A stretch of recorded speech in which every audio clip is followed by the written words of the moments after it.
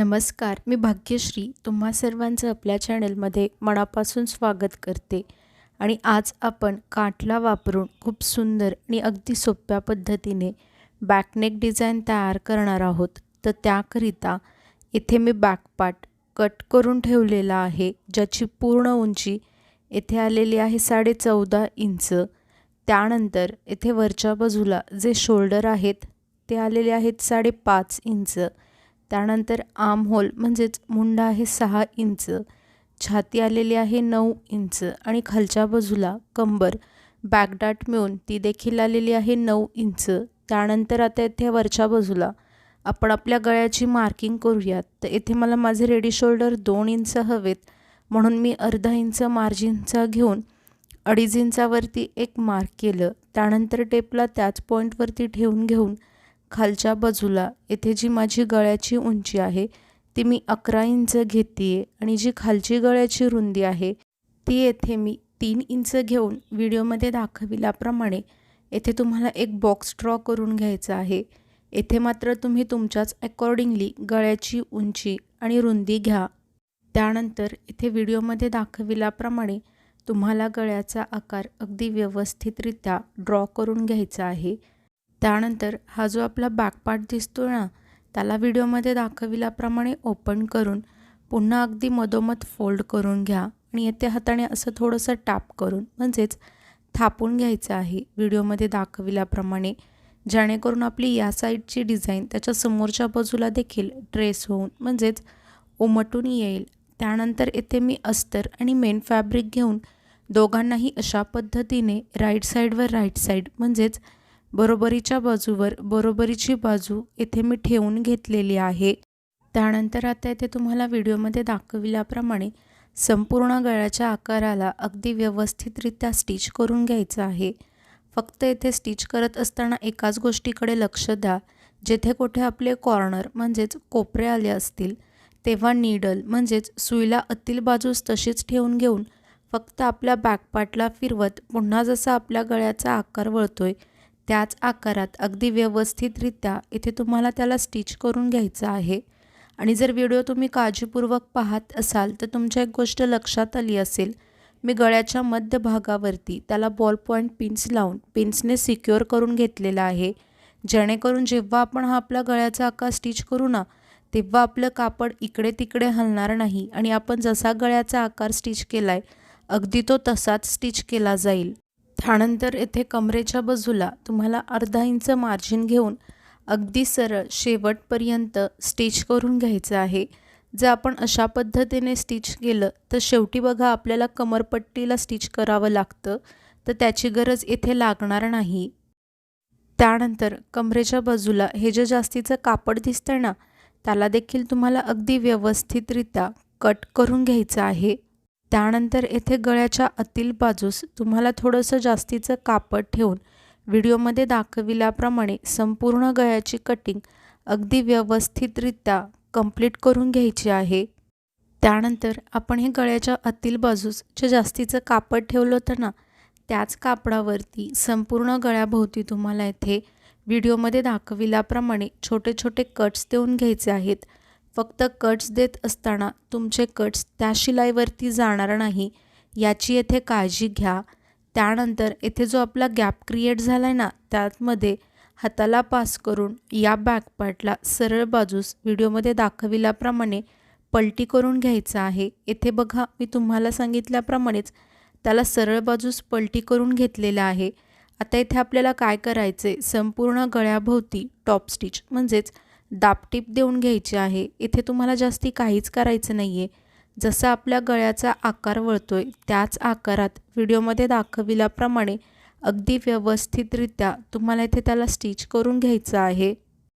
त्यानंतर इथे कमरेच्या बाजूला देखील तुम्हाला टॉप स्टिच म्हणजेच दाबटीप देऊन घ्यायची आहे. इथे देखील तुम्हाला जास्ती काहीच करायचं नाही आहे. व्हिडिओमध्ये दाखविल्याप्रमाणे कमरेच्या बाजूला अगदी सरळ शेवटपर्यंत तुम्हाला इथे स्टिच करून घ्यायचं आहे.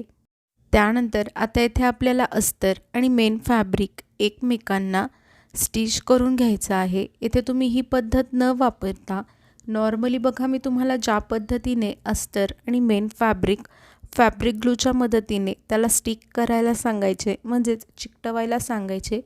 ती देखील तुम्ही येथे पद्धत वापरली तरी देखील चालेल. त्यानंतर हे जे जास्तीचं कापड दिसतंय ना, त्याला देखील तुम्हाला अगदी व्यवस्थितरित्या येथे कट करून घ्यायचं आहे. जर तुम्ही येथे अस्तर आणि मेन फॅब्रिक एकमेकांना फॅब्रिक ग्लूच्या मदतीने स्टिक केलं असेल, तेव्हा देखील जे जास्तीचं कापड उरतं ना, त्याला देखील तुम्हाला अशाच पद्धतीने कट करून घ्यायचं आहे. त्यानंतर हे जे आपले दोन्हीही बॅकडाट आहेत ना, त्याला इथे तुम्हाला स्टिच करून घ्यायचं आहे. इथे मी तुम्हाला हा एकच बॅकडाट स्टिच करून दाखवते आहे. सेम तुम्हाला याच पद्धतीने जो आपला दुसऱ्या साईडचा बॅकडाट आहे ना, त्याला देखील स्टिच करून रेडी करायचं आहे.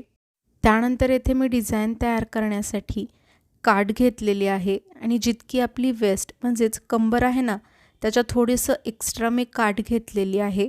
आता या काठला व्हिडिओमध्ये दाखविल्याप्रमाणे अगदी मधोमध फोल्ड करून घ्या आणि त्याला पिनेने सिक्युअर करून घ्या. जेव्हा आपण डिझाईन ड्रॉ करू तेव्हा ती इकडे तिकडे हलणार नाही.